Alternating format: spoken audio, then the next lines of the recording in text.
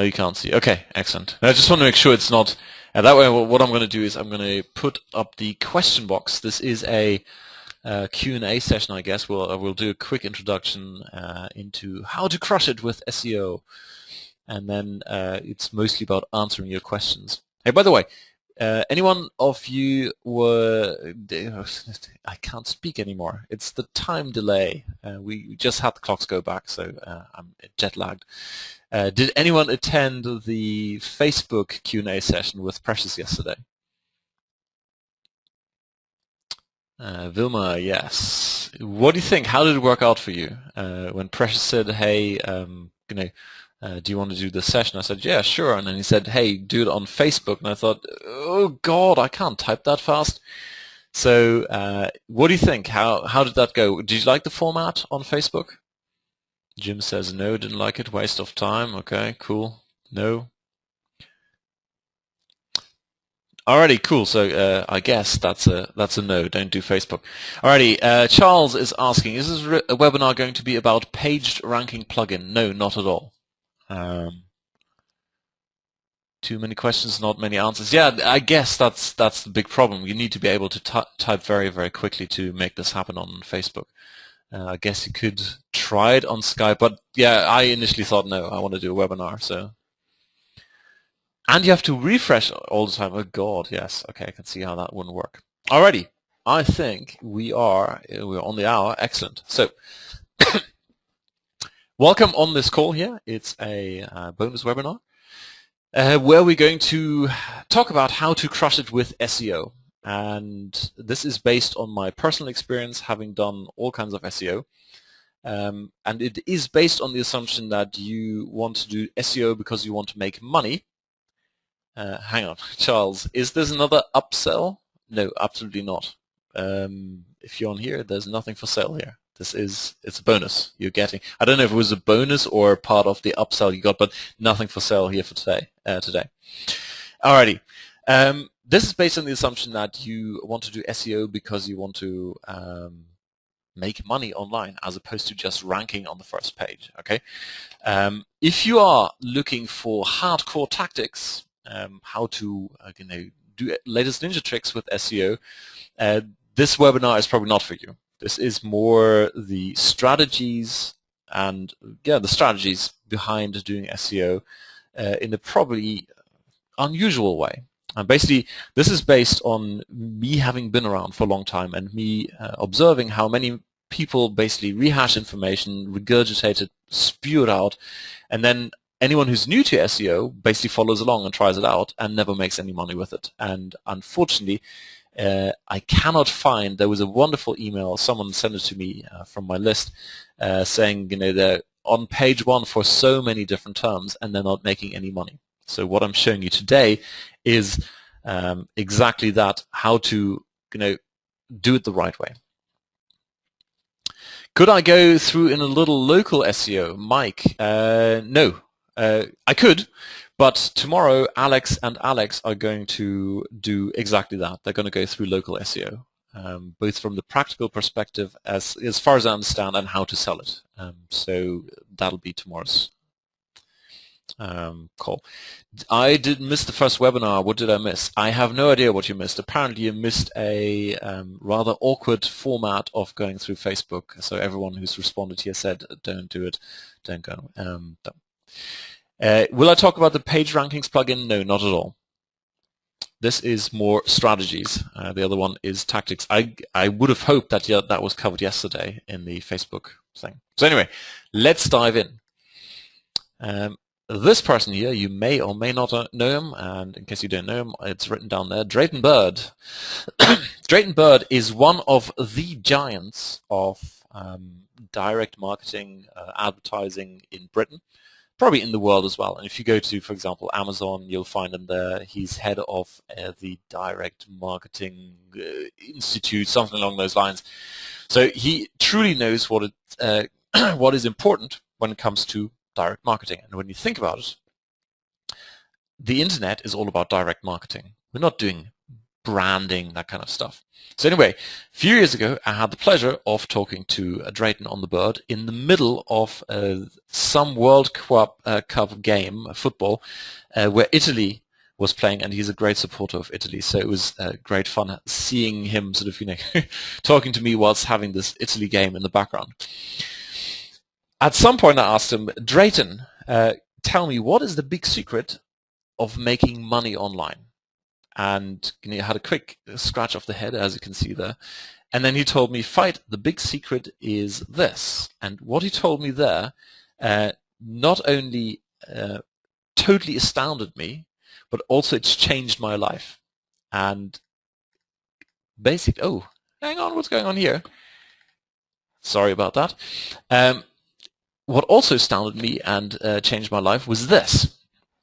Sunday, the 25th of March of this year, these are the traffic volumes for a couple of my sites, well, 3 sites.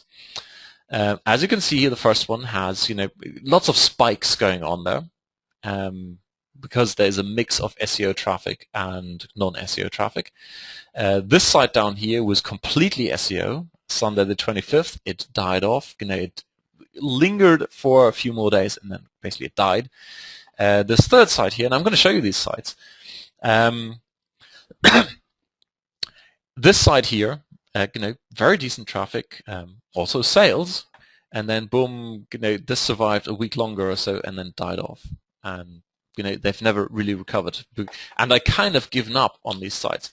And the reason I'm showing you this is because you see so many people go, whoa, I've got the site ranking for whatever, black pigeons flying in the dark or something like that. And you go, yeah, cool. So I want to show you the opposite of, I did actually have good sites. I did have a lot of traffic. I did make sales.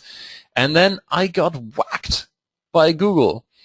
And although I'm not happy about it, there was a big lesson in it for me, because a lot of the stuff you can see here on the left-hand side was based on less than white stuff. I did use the blog networks. I did use mass forum backlinking. I did use SENuke and SENuke X. I did use the outsources in the Philippines. And this is what happened, okay?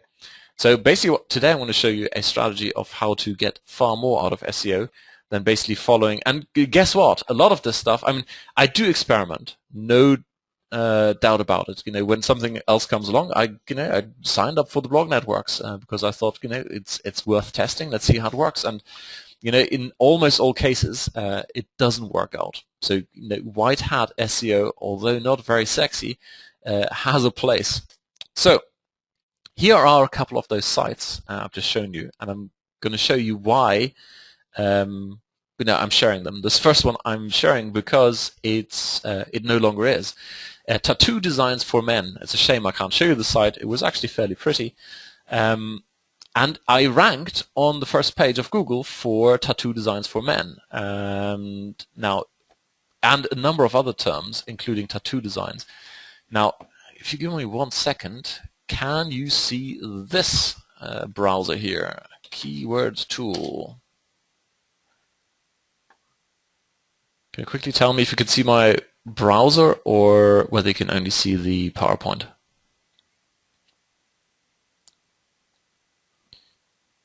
Ooh.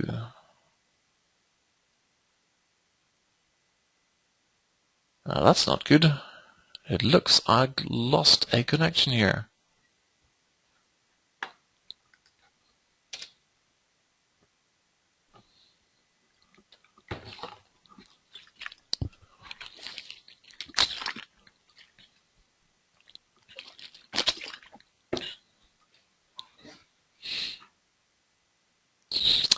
Not good, not good. Fuck.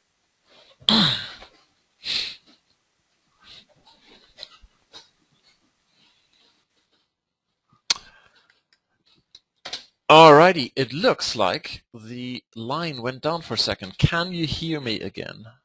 If you could quickly, no audio. Okay, righty, cool. Well, this isn't good. Yes, Brandon, it is not good. So basically, you're going to have to tell me where you lost me. If someone, Lee Coppen, you're chosen, you're the chosen one. Quickly tell me. I stopped on the GoDaddy page on this thing here. Alrighty, okay. Tattoo designs for men ranked on page 1 for lovely terms, including tattoo designs for men, which I was just about to power this here up. Tattoo designs for men and tattoo designs. And God, I love these here. Oh God, is that an I maxed conducting? I just want to see you, show you some broad match. Yes. So broad match, tattoo designs, 3.3 million. Tattoo designs for men, 450,000 every month. Now let's look at the exact match numbers. Tattoo designs for men, 27,100 every month worldwide. Okay, only 12,100 in the US. So my site was on page 1 for this traffic, and you might think, awesome. And it turns out it was not awesome, because the people who look for tattoo designs online don't want to buy online.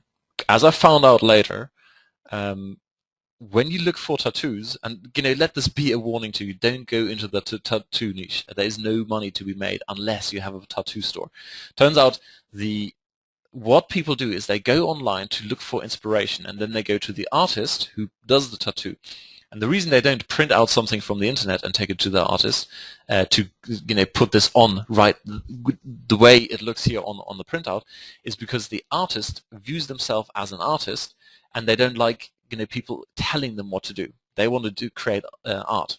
So this site, I put in all this effort getting it ranked, and with lots of the dodgy stuff, backlinking, automated backlinking, etc., etc., and basically it never made any money. I think I made like $30. Made one affiliate sale at some point. So this is now expired. As you can see up here, this domain expired on the 29th of September. I just didn't renew it. By all means, go and grab it if you want to, but I really warn you not to do it. It was such a waste of time. The next victim here, and that is one of the ones I showed you earlier with the traffic. Okay, anticandida.org. Treelock says you made $85 with tattoo. There you go. 85. So that's 85 to my 30. I can tell you what, I can make a whole lot more money with far less traffic. So anti-candida is based on the idea that basically lots of people have candida related issues, and they will surely buy oh God, what's the name? Linda has brought out an anti-candida, yeast infection be gone, I think it is called. This site was up and had the whole thing, and I think you can go to anticandida.org. I left it up there for you to view. It's going out as well. It's about to die. This one had decent traffic. It was ranking for candida-related terms. What always annoyed me was that tons of people were, well, not tons of people, quite a few people were ranking for yeast infection cure, etc. And I never managed to rank for those because yeast infection cure has insane search volumes, and they were allegedly making quite a bit of money with this. Now, the reason I'm showing you this is basically I kind of slapped it up, and if you want to go to the site, go and have a look, anticandida.org. It's kind of got a cheesy pre-sales thing, and the content is written by outsourcers, and as a result, the rankings were okay, but the sales were definitely not okay. This was a decent moneymaker, no doubt about it, because there is just so much search volume in the anti-candida niche. By the way, I've done the research. Anti-candida you can make money with. You just got to do it the right way. And this site here, anticandida.org, is not the right way. Outsource content. I don't think I used any spun content, but use sort of 99-cent articles type stuff. And the pre-sale story there was never focused on the market. It was just like I basically did a review of the product, and as a result, the sales were never as good as they could be. Next victim here is RMR Calculator, another one that got hit in the slapification in March this year. This one I'm showing you because it does rank, or used to rank, for terms like RMR Calculator, which had not fantastic search volume, but I think calculator. I don't think I would have built a site if it hadn't been, semi-decent keyword. There you go. Now, RMR calculator 4,400 per month, exact match, and 6,600 broad match.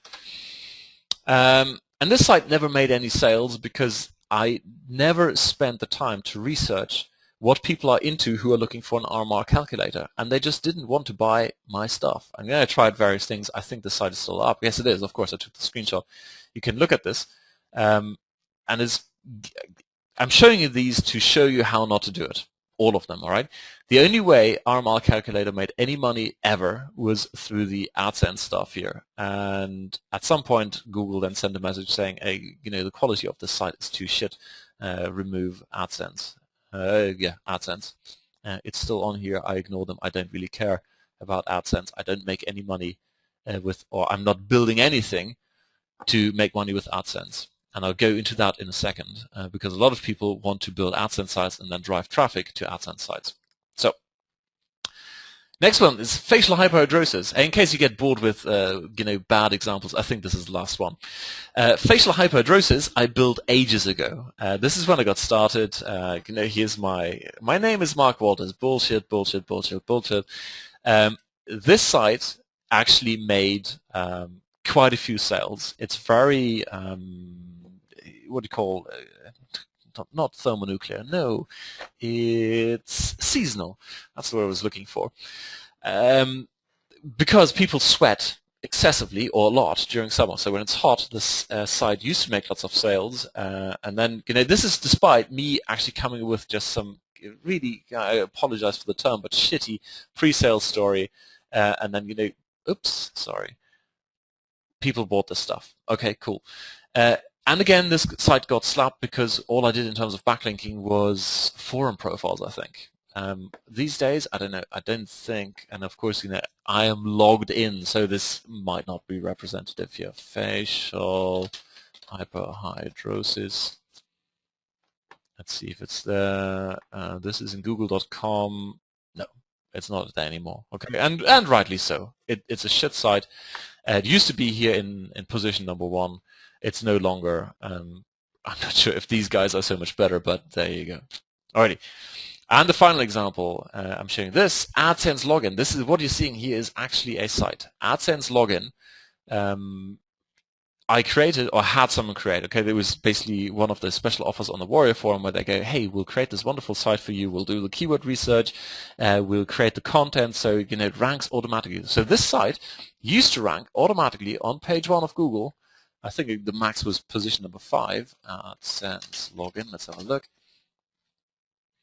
Yeah, not there anymore, and rightly so, because honestly, the quality of the site is just here. Look at this here. The text they've put on there is just awful.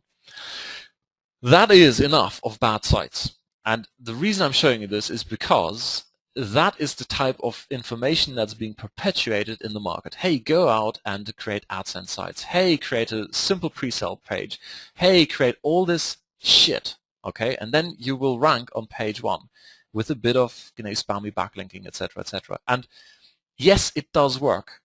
It absolutely works. As you can see, all these sites used to rank on page 1. Some in position number 1.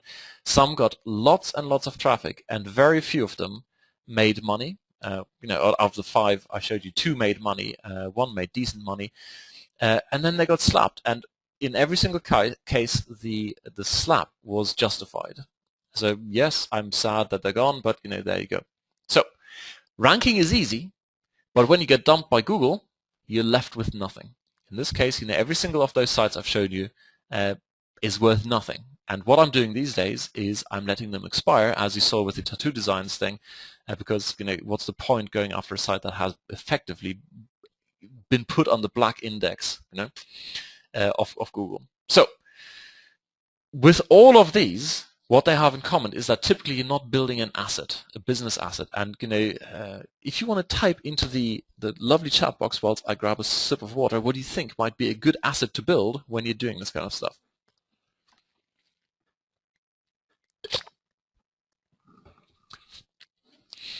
What do you think? Authority site? Yes. List, authority sites, authority site, exactly. Yeah. people that a good site that people respond to, absolutely. These are the things, right? List and authority site. Looking back at AdSense, for example, AdSense was developed by Google to be put on sites where you already have a natural following, where you already have traffic, and you can make extra money, monetize that traffic in an additional way by having AdSense on there, and not made for AdSense sites. And that is, I think, in the marketplace, internet marketing marketplace, there's that, what I have here at the top, the lure of free. A lot of people get that promise. And, incidentally, I've been there. When I got started, it was like, wow, you can make money from home with just, it wasn't quite in underwear, but for free, you don't have to pay for traffic, and web hosting is almost free and all that kind of stuff. So we all suckered into this belief that, free is the best thing and SEO is awesome. And yes, SEO is absolutely awesome, but it's not awesome when you're not building an asset, when you're using it for the wrong reason, when you're using it to build, or drive traffic to made-for-AdSense sites, etc., etc. So, if or when you do SEO, and this is like the big takeaway message, please, all right? This is based on my own experience wasting, look, incidentally, I've shown you those examples above, and I learned from them, and it's been a colossal waste of my time and money. Yes, I got a little bit of money back in the process, but overall, I wasted a lot of time of my life. This is basically, why do I do internet marketing? Because I want to have freedom. And every time I sit here and invest time or energy or money into doing something which eventually gets slapped, that was my own life wasted. I have nothing to show for it.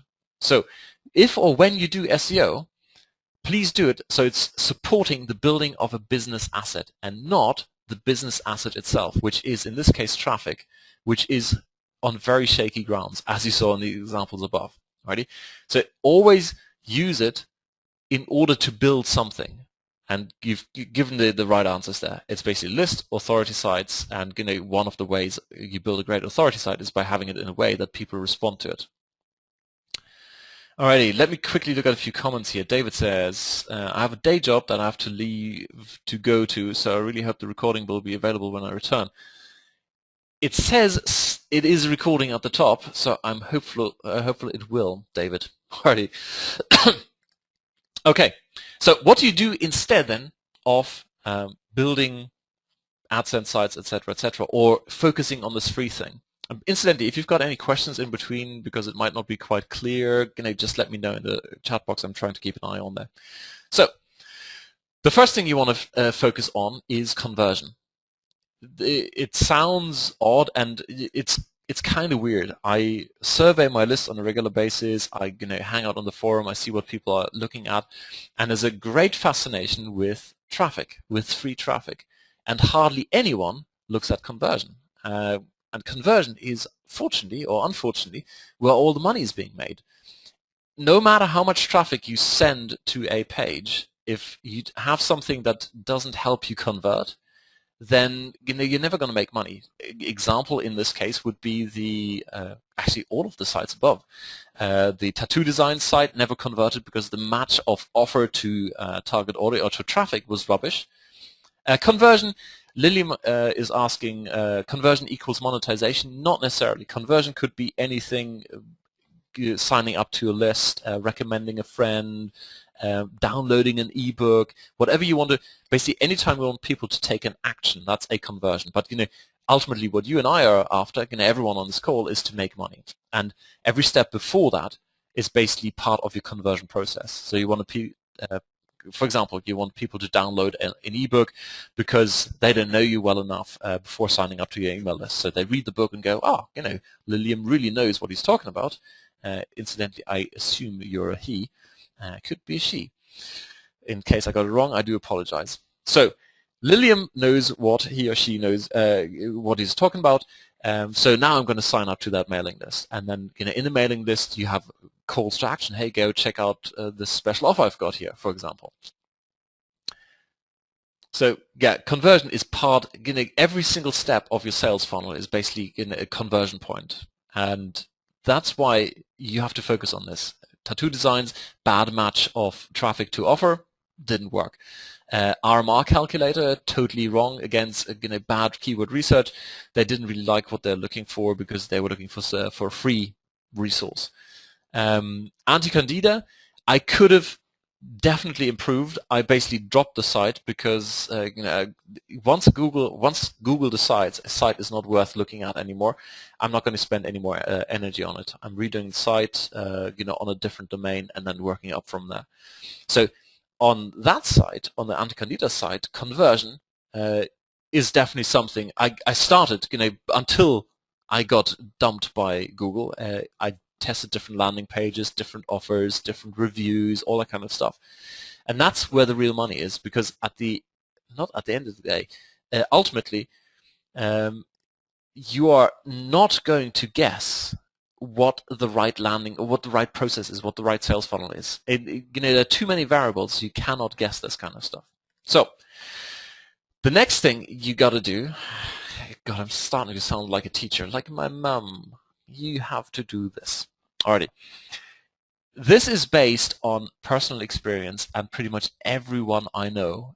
They go through this thing and they build empires. Okay, everyone keeps telling you, hey, we've got this great process here, and you rank a site for a little term, like back in the day, 3 weeks ago when exact match domains were so popular.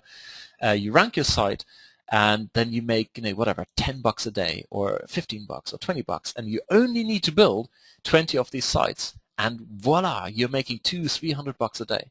In practice, this does not work for anyone who's new to internet marketing. Why? Because you get overwhelmed very, very quickly, because you've got all this stuff to juggle. And I'll show you a couple of examples of people who left comments on my blog. So the first one is overwhelm. The second one is it goes back to conversion. If you slap up a site, drive some traffic to it, you're never going to know if you are doing the best thing you can in terms of conversion. And the end result of all of this is that basically you end up with a handful, a couple of dozen. Some people have hundreds of sites, and none of them is optimized. Optimized to make you the maximum amount of money possible. And most people get overwhelmed and frustrated because they slap up the first site, it doesn't really convert that well, and then maybe getting a few sales here or there, and then they get disillusioned and they quickly give up and go, well, this whole building an empire thing doesn't work, this whole internet marketing thing doesn't work, and they give up. So my advice to you is build one site, and I go into more detail on how to do this and what to look out for in a second. So let me look at a couple of examples here. When you have a site on page 1 but have not done conversion, is it okay to start? Dawn, I'm not entirely sure what you mean. If you could expand that a little bit. If you have not done conversion, as in you have not had a conversion, is it okay to start with doing testing, or what is it exactly you mean? Uri says, I had a site that was doing great, real estate site, liked by Google, killed by Google Penguin. I changed the URL and got it right back in good graces yesterday. Boom, done again. Boom, done again, as in killed by Google Penguin. Yes, I can totally see that happening. Google are not stupid. If Google decides the content on your site is not up to scratch, it doesn't matter what you do in terms of URLs and putting it on new domains. It's basically all about great content, and we'll go into that a little bit later. Next one, 3lock says, how do you track the various SEO methods that one executes on a site, the various backlinking strategies? Well, quick side note, the 5 examples above were all about backlinking, okay? What I tried to tell you in sort of implicitly was do not do artificial backlinking. If you do backlinking, then do it in a way that you are driving human traffic to that site. That is the only link that counts these days, or that has any potential to survive a Google inspection. And that way, because you are looking at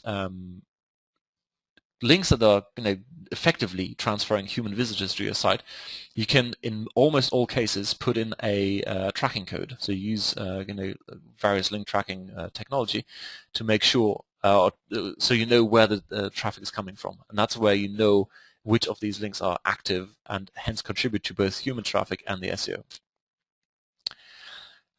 Yuri, is Google trying to kill lead generation sites? Yes, if you think about it. Google is all about providing great quality content where people find the answer to their questions. Now, lead generation site, unless you do it in the right way, as in you provide value up front, is not really providing that value. It says, hey, if you sign up for my stuff, I'll or if you give me your email, I'll give you good stuff. And that's the opposite of what Google is trying to achieve. And hence, for example, when you look at Google AdWords, they are not allowing straight linking to a squeeze page. So yes, you're absolutely right. They don't like lead generation sites. You have to basically hide that stuff.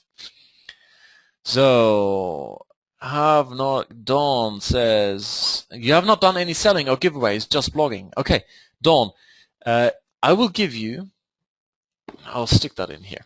Alrighty. Actually, go to my blog, onlinerule.com. Okay, I will now show you onlinerule.com. Where you find good stuff and no selling. Alrighty. That's a whole different topic. Why I'm not selling on this egg. By the way, go to my contact page and have a look if this is something that interests you. Anyway, on here we want to find Rusty. If you go to my blog, don't do this now. You look for this here, okay? You search for Rusty, R-U-S-T-Y, and look at this thing here, full-time income from just one single blog. All right? This guy has built a business. This guy here, yippee, Rusty, he is fabulous. Follow Rusty. Rusty Moore is really cool. He has built a 6-figure plus business on starting with a blog. All he did in the beginning was blogging. Okay, didn't give anything away, just blogging, and now he's built it up to the level where he is selling a lot of stuff. So let's continue with the questions here. All right, so these are now more specific SEO questions. Do edu links work? Does the link has to be in context and links to the content they are linking to? Relevant to the content they're linking to? Yes. Okay. So edu links work in the same way as any other link. It's basically got to do with the authority of the page from which they're linking. And in general, a .edu site is of high authority. That's why they work. That's why they have that extra power. All right. Lee says, well, the whole thing, with context, exactly. It's a bit like Google AdWords. A Google AdWords ad on the right hand side of Google, whatever. Let's do a little Google search here. Facial hyperhidrosis. I don't think there are any ads on here. Actually, there's one here. Here, this thing. I'm based in Germany, and therefore this thing is in German. But hey, this ad has to fit the landing page, and that's pretty much the same principle with your links you're doing back to your site.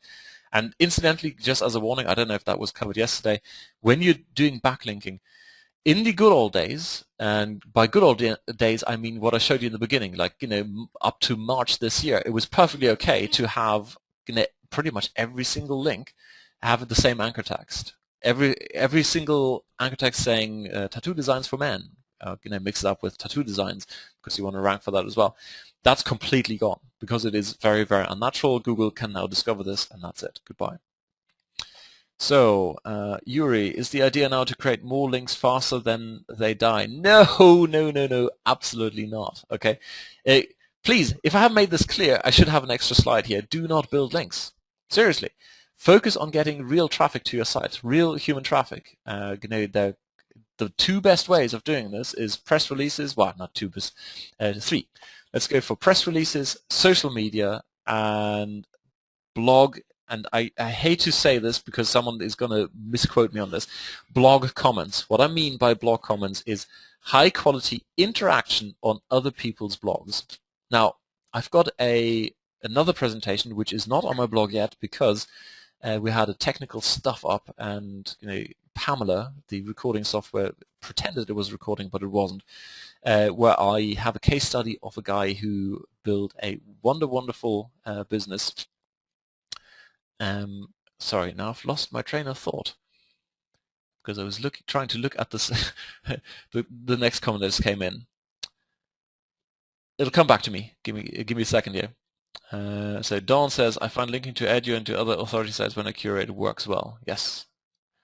Yes, the blog comments, exactly. Thank you, Bill. What they did is all the SEO they ever did was they spent 1 hour doing SEO, and the SEO they did was they went to the authority sites in the market, said, I've put up a new site, can you tell me what you think? And he got backlinks from the vast majority of them. Alrighty. Yeah, exactly. What station are you on? So, exactly. So blog comments, social media, and press releases. These are examples and some of the most powerful ones of getting real links where real human traffic is going across. Is YouTube social linking? Absolutely, yes. Think about it. YouTube is a social media platform. Most people totally miss this. YouTube is effectively a social media thing. You know, they're the channels, you've got your friends, people like your stuff, they comment on it, all that kind of stuff. Yes, yippee, exactly. Lee says yippee. Exactly. It's a very powerful one. A lot of people overlook that. MySpace, I have no idea. I never did MySpace. I never will. But I guess I think they're active in the music scene, right? So if it's relevant, sure, go for that. So let's go back to here because we are time's advancing. So focus on these three things: conversion, the power of one, and building an asset. And if you do that instead of building backlinks to random untested offers, I guarantee you will do what we are all here for, namely make money, as opposed to rank for useless terms on page one. So there's another concept that is the result of doing the above, and that is basically your traffic truly becomes free. When you think about it, most people will tell you, SEO is awesome because it's free traffic. But it's not really free because, you have to invest all that time, money, you have to evade the slaps, you have to, keep updating content, etc., etc. There is a big cost in terms of time of your time, and hopefully at some point outsource this time. Now, if you have something where you have traffic coming in that is then monetized, you can then very quickly go to the model where you outsource your SEO. SEO these days is basically being active on social media sites, creating videos, doing the press releases, all that kind of stuff. And the moment you've got an offer by tweaking and testing your conversions and making sure you're doing this on the one side where you're always informed what's going on, then you can pay for all of this. You don't have to do it yourself, and you typically you either break even or make a small profit. So any activity you're doing, all the SEO is actually paying for itself. And I learned this from Glenn Livingston. I don't know if you've heard of Glenn. He used to be a consultant charging up to $1 million per contract. So he was I can't remember all the big ones. By the way, Glenn Livingston, we did an interview. Go back to my blog and let's search for Glenn Livingston. Alright, dominating your niche from the safety of the molehill. There's nothing for sale here, as with any of my blog posts.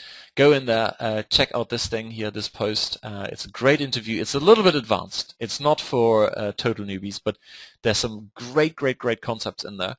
And he's got this, basically I learned this idea from Glenn. And if you want to find out more about Glenn, you see it on the blog, or go to this link here, endlesstrafficmachine.com. He's got some great free videos there, and I highly recommend you sign up to his mailing list for the following reason. Glenn is a true master at marketing in the follow-up, and if you study how he follows up, because follow-up, guess what, is part of conversion. That's why I put this in here.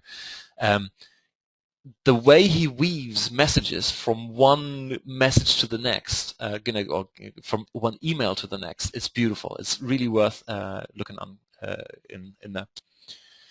So, a couple more comments here. Will there be a replay of this webinar? Yes, there will be, Steve. Fingers crossed, okay? I'm recording this. It says it's recording, so hopefully we'll be okay then. What about link velocity? If you do stop building links, not on indicator to Google, absolutely, yes. That's why you should not be building links. If you build them artificially, then you have to keep building them. And yes, there's a whole industry out there, and they will always find little niches, loopholes, and Google will always catch up. And I kid you not, I've got so many people. I'm basically active in two markets. I do online marketing and offline marketing, and I've got so many clients who email me and say, "Find what I'm going to do." I just got a call from a local client, and their website has disappeared. I mean, one guy had 60 sites; they all disappeared, all slapped. And don't do the dodgy stuff. Can we take authorship for the outsourced articles? Yes, of course you can. You paid for them. Sure you can. Alrighty. So, oh no, my secret reveal didn't work. So, okay, how do we do this? So superficially, the question is still, how do we do SEO properly? But really, the question is, how do we make dollars? How do we make money online? So, step one, build an asset. This is where you take out the pen and paper and take some notes. This is kind of do this now and you will make lots of money. Seriously, I kid you not, okay? I wish someone had showed me this years ago when I got started, and not, I didn't have to go through the whole, hey, build an empire of this crap. So begin with a need and a want, and never the product. All right, let me expand a little bit what I mean by this. If people don't need your product, then there is no need for you creating anything. Alrighty. By product, I mean whatever it is you're doing, whether it's a freebie, a giveaway, whether it's a membership site, whether it's an authority site, etc., etc. If at the end of the day they don't need it, they ain't got to buy it. The next one is if they don't want it. Alrighty. A lot of people need to lose weight, but no one really wants to stop eating. Eating is fun. So if they don't want it, that's another big warning light. You can sell into markets where people need stuff, but if they truly don't want it, it's going to be so much more work. And I highly encourage you, if you're new to this, start with something where people truly want it. Right? As a side note, I haven't even written this down here in the PowerPoints. There's that whole thing. All the stuff I'm telling you here, I've gone through myself. Many years ago, I heard, hey, you want to go into desperate markets. People are desperate for your solution. Now, there is a true element in there. When people are desperate for a solution, they are going to go and search every possibility or research every possibility to deal with that problem. I'll give you an example. A couple of years ago, I think it's a couple of years ago, I suddenly woke up with a ringing in my ear. There was the onset of tinnitus. It's not gone away yet. And I don't think it's ever going to go away. I just live with it fine. But the first few weeks, like 6 weeks, I was looking desperately for absolutely everything I could find on how to cure tinnitus. Because it is really, really, really, really annoying. Now I've kind of, I can hear it now because I just talked about it, but normally it's not there anymore. My brain is kind of suppressing the noise. But that's what a desperate market is. The worst possible. This comes from personal experience, so pay attention here. Worst possible market you want to go into is when people are desperate for money. Yes, you can make that work. It's never a fun process. Tinnitus, perpetual wake-up call. Yes, that is, exactly. So when people are desperate for money, it's bad news. There's a caveat to this, but I have a separate presentation. I'm going to give you a way later on to give you that presentation, okay, where I kind of deal with that, how to deal with desperate for money markets. But in general, if you get started, my advice, stay away from that. Right? Anyway, you start with a need and a want, never the product. I keep seeing this over and over again. And tell you what, I've created tons of products, and I know about the temptation. Hey, I've got this awesome idea. How about we do this? And every time I do this, because sometimes I just, I think it's so awesome, it surely must fly, it doesn't. or sometimes it does, but overall it's not worth beginning with the product. And the other thing people keep telling you, I'm sure you've heard this one, hey, if you set up your own internet marketing business, ultimately you want to make money by building an asset, which is your own list, etc. And why don't you go and test and market with an affiliate product? Now, in principle, that's a good idea. The problem with that is that most affiliates or people who have affiliate programs don't actually know what they're doing, and they are not, for example, doing conversion testing. And so the end result is that you're kind of ending up with this shitty product that is not being really marketed as well as it could be, and the feedback you're getting from this is that, well, this is not really a market worth going into. So if you're relying on the affiliate to do it, then by all means go into all means do it, but make sure they actually know what they're doing. And that means you have to go after the big guys. You have to go after like the Mike Gearys of this world, the ones who spend gazillions of dollars every year on split testing. The problem there, of course, is that we are now competing with a ton of other people. I mean, if you look into the weight loss niche, there are quite a few people active in that. So you then have to niche down to even have a chance of surviving that. But the key thing I want to bring across here is, even if you've heard this thing, hey, start with an affiliate offer, that's how you test the market, then you create your own version. It kind of begins with the product as opposed to the need and want. So step number one, if you want to build any type of asset, begin with a need and want. And I'll give you an example now, so it kind of makes sense to you. Buddy of mine, don't know if he's on the blog. No, I don't think he is. Jules Watkins is a TV producer, or used to be a TV producer, involved in quite a few big shows in the UK, passionate about TV, and he basically found out that a lot of people want to shoot videos with their iPhone. So he created a wonderful product on how to shoot videos and create killer videos. I mean, really outstanding stuff just with the iPhone. So he started with, hey, look, I keep hearing that people, walk around and they want to take some quick clips, and they're not sure how to do this in practice. So he began with this one thing.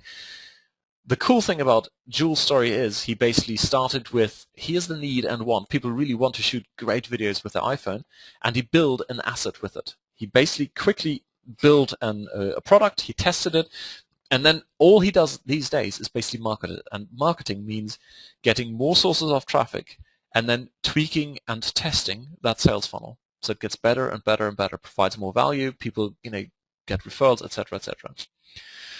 Alrighty. Let's have a look here. Ah, there you go. I already said that. Don't test with affiliate offers for the above mentioned reasons. Okay? Right.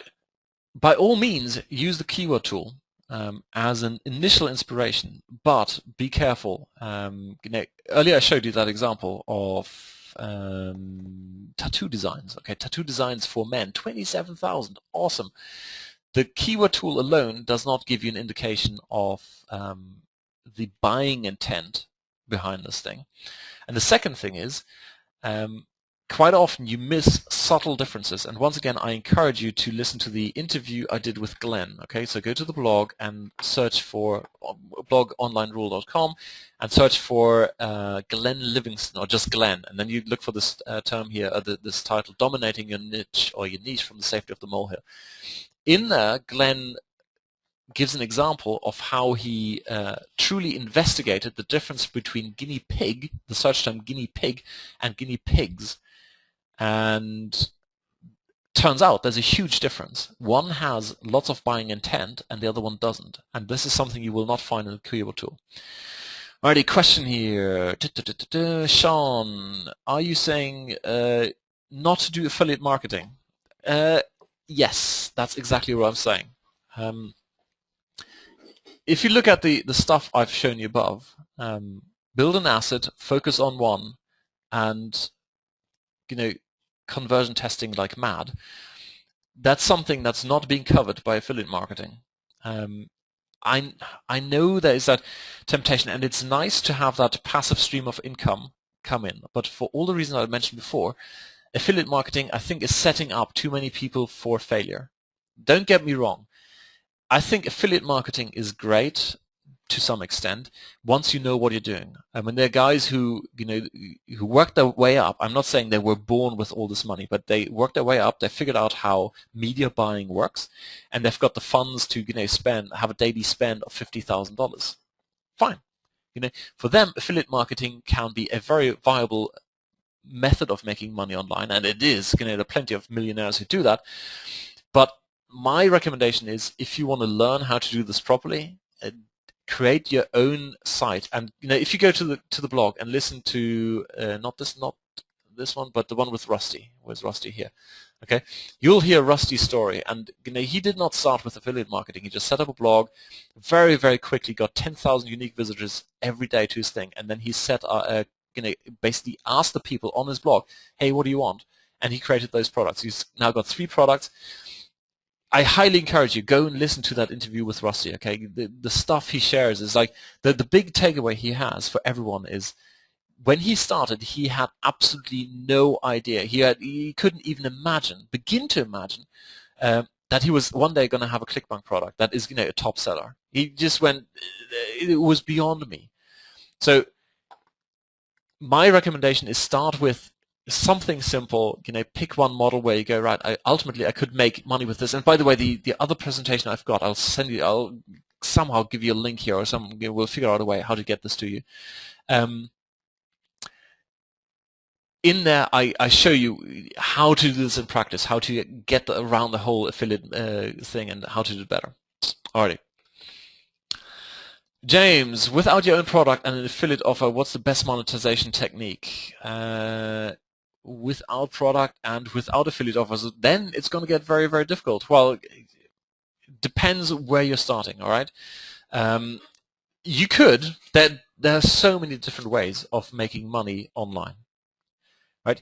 If you don't want to have your own product and you don't want to do affiliate promotions, you could offer services. What you could do is what many people refer to as offline consulting, in the sense of helping offline businesses, local businesses, with their SEO stuff. So you don't do it for yourself, you do it for someone else. So effectively, you're providing a service. You could work as a joint venture broker, for example. That's a fancy term, but what you can do is hook up people who've got traffic and people who've got an offer, and just figure out, oh, this guy needs this traffic, cool. And for 10% or 50% cut off the overall takings, that work, I'll bring you two together. Put the links you want to share in this chat box. Fantastic, Mike. Yeah, good idea. So, oh, it is, there we go. Now just make sure okay, here. Onlinerule.com. Actually, what I'll do is I'll copy these links in here, alright? So this is that one. That is the Rusty. So you should all have this link for the Rusty call, and then here is the Glenn call.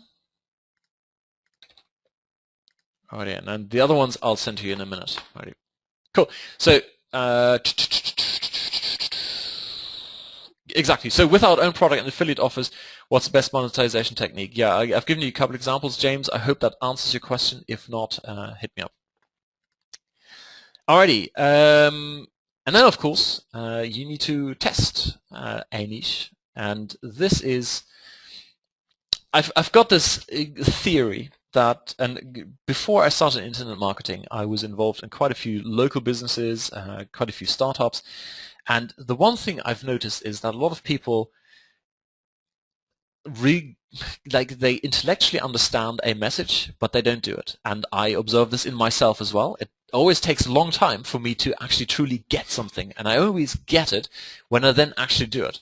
So here's the one example. I heard this years ago and never did it, although I knew it is the quickest shortcut to actually getting this right.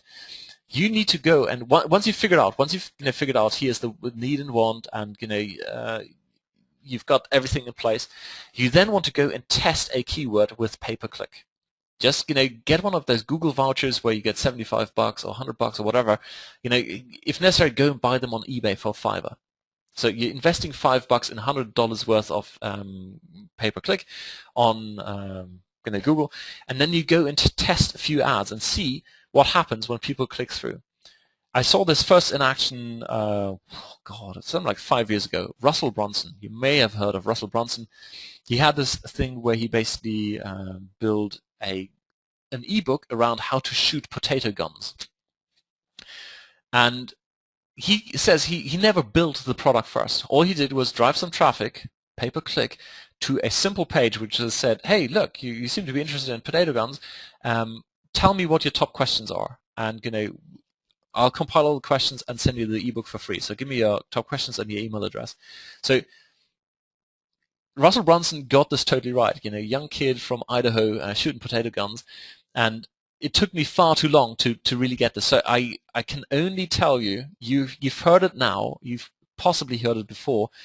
Once you've figured out this is the one keyword I want to go after, go and test it with a little bit of PPC. Invest the $5 to $10. It'll shortcut your learning time and the time to you actually making money tremendously.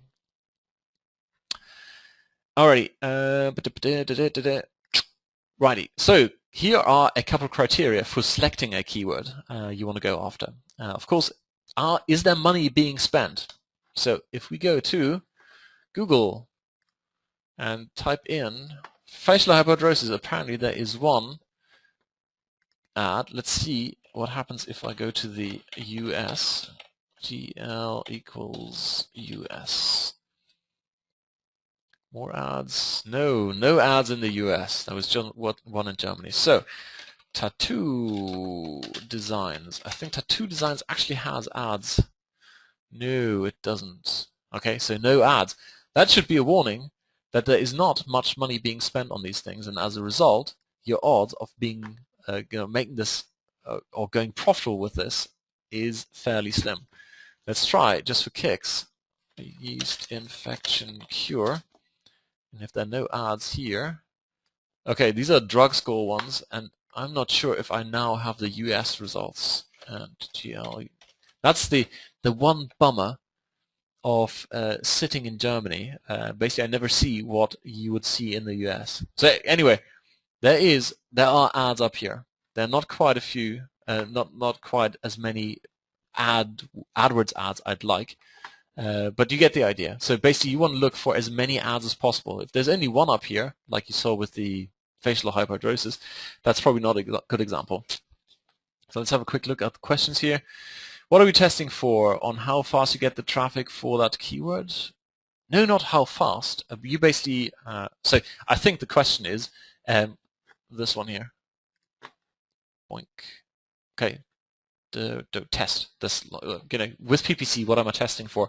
You just want to see if there's genuine interest. So if you think that guinea pig, the word guinea pig is the one you want to go after, all right?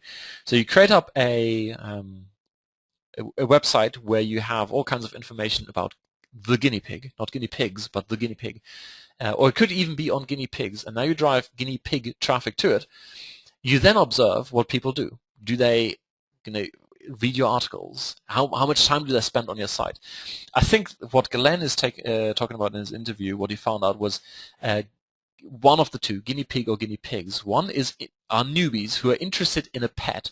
The other ones are guinea pig owners who want more information, how to care for them, what's the latest toys you need to buy them, all that kind of stuff. So what you want to test for is basically you just simply want to find out, is the offer you've got here, what do you think it is that resonating with the traffic that's coming in? And it's very, very simple. Don't overcomplicate this. You simply observe, do people stick around and follow some simple call to action? Hey, you clearly are interested in guinea pigs. If so, here are the latest cages. And if it turns out they're not interested in the latest cages, then obviously it's the other lot. It's the ones who are interested in guinea pigs as a pet in general, finding out how guinea pigs might be suitable as a pet. Right, Norman, would you do this if you were building sites for local businesses or building sites for local lead generation? No. Well, okay. The way I sell local SEO is that I go, look, ultimately it doesn't matter how much traffic you've got coming to your site. The key to making money with all this traffic coming from Google is to have a high converting site. So I never go with the, here's traffic, that's it. I always go in and tell them, look, ultimately it's about you getting leads, and that only happens when you have a high converting site. And that is, it's far more important to have a site in place than a little bit of traffic from Google, because for most niches there isn't actually that much traffic from Google. So for the obvious ones, you don't need to test this, because Google is only showing the same type of results. It's only showing the 7-pack. So but pretty much anything where you've got the 7-pack showing up, you don't need to test it, because you already know what kind of site is showing up. Where I would test it is any other term where the 7-pack doesn't show up. Well, these days, the 1 to 7-pack. Simply because you now need to figure out at what stage of the buying cycle people are. And that is part of the other presentation, which I'm going to send you. And I tell you what, here's the thing. If you've been on my list, you will know that I don't really do any pitching. It's not my thing. I think it's abusing the sign up thing. So at the moment, you sign up for precious WSO, and you're only basically I only have access to your email addresses because you signed up through the GoToWebinar thing. Most people would now go and take your email address and dump it into some free autoresponder, not free, one of those that will accept, importing of tons of email addresses, and I could spam the heck out of you. Ain't my thing. I'm not doing that. So, if you want this other presentation, here's what we're going to do. Go to my blog, here, the contact page, where I will also tell you why I don't think having a squeeze page is a good idea, in many cases. Alrighty? At the bottom, you will find a sign up now box. It's Aweber. You can unsubscribe anytime you like. Okay. And what I'm going to do is I'm going to send you the presentation in there. Bonk. So send to all. So let's go through more of the comments. Would you do this? So in the the reason I've sent you this here a second ago was Norman's question. Would you do this for local businesses? Basically, it depends on the buying cycle. If they're at the point where they get sent to the 7-pack anyway, no, you don't need to do it. If they're at different stages during the buying cycle, that's effectively what this other presentation is about, okay? Then it's definitely worth testing. So Mike says 3 ads for yeast infection cure in the USA. Excellent. So yeah, yeast infection is definitely where you get money.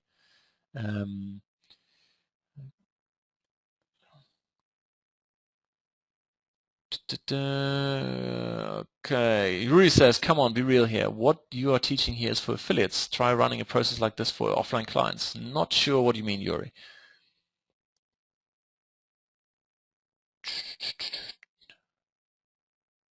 Mike, if you're already on my list, yes, you will get the presentation, absolutely.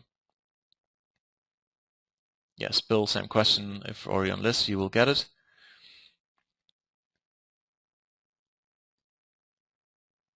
Okay, Yuri says, okay, try telling a client that they need to test out with PPC when all they care about is SEO. If you have a client who only cares about SEO, they're probably a shit client. Look, the reason you are on this call, you're watching this presentation here, is not because you care about SEO. You care about the ultimate outcome, which is, in most cases, having the freedom to do what you want. And you pay for that freedom with money. And you make a lot of that money with SEO. And if you've got a client who says, don't give me this whole, effectively, in order to do proper SEO for a business, you have to go in and analyze what the business has to offer, whom they're attracting at the moment, whom else they'd like to attract, and how you're going to do it. And you can only find that out by asking questions. So if the guy turns around and says, look, all I want is page 1 ranking, they're not a good client. They're not fun to work with. They don't really care about or understand why they should care about their own business. And if they don't care about their own business, they probably view you as a hired gun, someone outsource SEO to. I don't want to work with that kind of person. So I know you're right. I run my business differently, my friend. SEO is the last thing on my mind when I sell, and the first I look at. Yeah, of course. That's the first thing they look at, because that's what they're being pitched to endlessly by all your competition and all my competition. So the only way you're going to differentiate yourself is by saying, look, let's look at the outcome you're ultimately after. My background is that I train the advertising sales reps for newspapers. Okay, so not only train them, but I actually go into the small businesses. I do small business consulting, proper consulting, not just selling the SEO services. And the ones who are willing and able to grow, because look, you're ultimately after clients who are able to grow, and able in the sense of making enough money, and B, having the mindset to able to grow. They're the ones who are going to be able to spend more money with you, which is, by the way, this whole thing I'm talking about here. Again, you build an asset. An asset is something where you can sell more and more and more, as opposed to having one-off. The facial hyperhidrosis is a terrible, is a fantastic result of how not to do it, because you sell them the one offer, how to stop sweating, and that's it. Look, Yuri has a wonderful position. He has no competition. In that case, congrats to you. Alrighty, cool. So anyway, let's keep going on here. Criteria. Is money being spent? Decent enough search volume? On the decent enough search volume, very important here. People go, what number should I look for? 1,000, 2,000, exact match, broad match, whatever. Here's my question to you. Imagine you are dealing in high-end luxury yachts. You don't care if there are only 5 searches a month. If you sell 1 per year and you make a commission of $500 million, cool, you're set. Okay, this is exaggerated, but I think it drives home the point. I keep getting that question over and over again, and it's understandable. Every course out there gives you some stupid threshold. Hey, you need to have at least 2,000. You need to have at least 500, whatever. It makes absolutely no sense whatsoever to look at search volume from the perspective as a raw number. You have to tie it back to what you're going to sell. And if you're going to make lots of money, you don't need much search volume. And, good for us, because all the other affiliates who are going out, or anyone who's building a site based on the search volume, will ignore anything with a lower, less than 5,000, because that's what it said in the PDF. Cool, good for us. So decent enough, you have to judge by yourself by looking at the market what it is you're going after. And ideally, part of this whole thing you're now building up is part of a suite of solutions. What I mean by that is the example I gave you earlier is the facial hyperhidrosis. Facial hyperhidrosis, I know nothing about the target audience apart from the fact that they're sweating, and I cannot sell them anything else. Well, I kind of could guess that they probably have some self-confidence issues. Could be, as a result of the facial sweating, or as the cause of the facial sweating. So I could help them a little bit with that, but that's a total stab in the dark. You're much better off finding someone who is, for example, let's take Yuri's example here. Business owners who care more about their business than just wanting to have page 1 rankings. Someone who keeps coming back to you for more and more marketing stuff. Hey, let's do some SEO. Let's do some social media. Let's do some mobile marketing, and then you can sell them more and more. That's what you're looking for when you're setting this up. So step 2 is, of course, focus on one. And I quickly want to put a side note in here. If you know me or known my stuff for a little while, you know that I had a product out called Bare Knuckle Productivity. Bare Knuckle Productivity. Let me just type that into Bare Knuckle Productivity. You can go there if you are suffering from overwhelm. By the way, this it's going to load a video in our send to all. There you go. The Bare Knuckle Productivity, back then it was a launch, I had a product, etc. The product is no longer for sale, you can't buy anything, that's why I'm sending you to this page, okay? If you are suffering from overwhelm, getting confused, and what should I do first, etc., go and check out the videos. I think there are 3 or 4 videos. I'm no longer maintaining this. I just want to show you that there are very good reasons why a lot of people are overwhelmed. So it's worth looking at this thing if you are in that situation. The reason I'm mentioning this is basically your past does not determine your future. A lot of people go, but I've tried all of this. I've bought the 300 domains. I've got the 3,000 domains. And now what I do, I can't let go. I've invested in all of this in the past, or this worked and this didn't work. It doesn't really matter. You just focus on one thing now, Take the example. Every time I talk about this, I'm so inspired by the iPhone Video Hero story. Okay, Jules Watkins has that one idea, does a bit of market research. It doesn't have to be like this super complicated thing. Just figured out there are enough people who want that thing, and he created iPhone Video Hero. Let me just type that in here. I think it's iPhoneVideoHero.com. Send to all. So, it didn't really matter what he did in the past, and the same applies to you. Just take this one idea, focus on the one, and when I mean focus on, oops, there we go, find one problem, okay?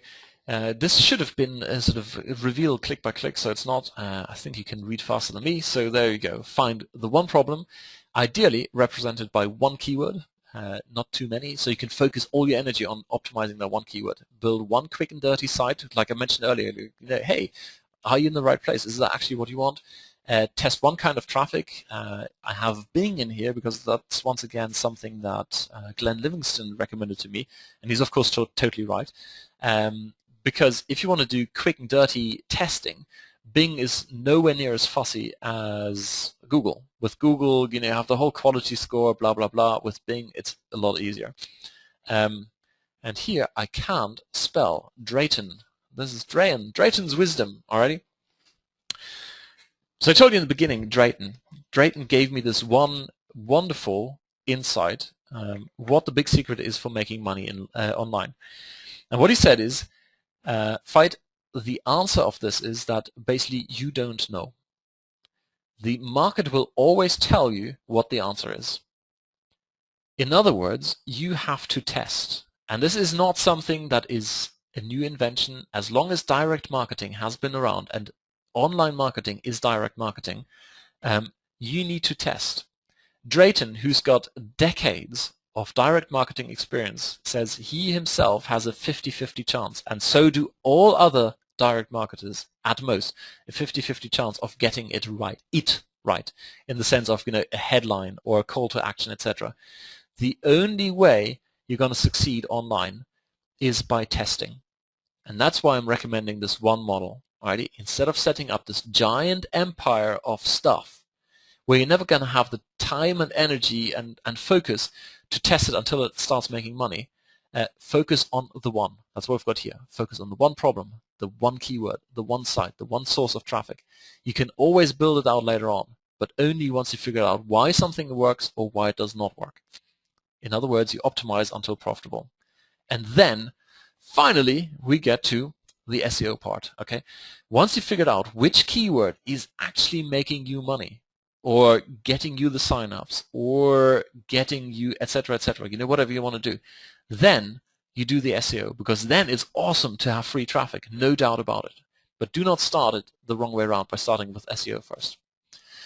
Norman is asking, what's the point of iPhone Video Hero? iPhone Video Hero, let me just check I typed that correctly, okay? iPhoneVideoHero.com. I just want to make sure I didn't send you to the wrong site. iPhoneVideoHero.com. Jules needs to invest in more bandwidth for his server. Come on. There you go. That's what it's all about. It's how to make pro-quality marketing videos with your iPhone to get more traffic, leads, and sales. And stop.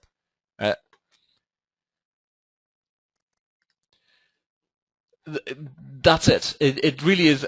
Have a look at this here. I think somewhere on here, not sure, he's hopefully linking to his, here. Check out, for example, this video here. Alrighty, it's a testimonial for a lady who runs a sort of private gym coaching type thing. All right. Very simple videos, super easy to create with what he's got in iPhone Video Hero, and then you can, for example, sell this to offline. If you're doing offline, this is awesome. It's really cool. But also, I think it was Lee earlier who said, is YouTube a social media site? Is it great for getting links? Absolutely. in here, but it is kind of focused on iPhones, so it only works with iPhones. You can create really engaging little videos. That's what he shows you in there. So, Lilian, what do you mean? Sorry, I need to go back. Scott, why are people so resistant to testing? Is it because of learning curve to do testing properly? I think it is. There is a little bit of a learning curve. However, actually, I've got something here already. I've got this as the motivational thing here, the pep talk. You can win. The fact is, everyone can test their way to success. It's absolutely true. Okay.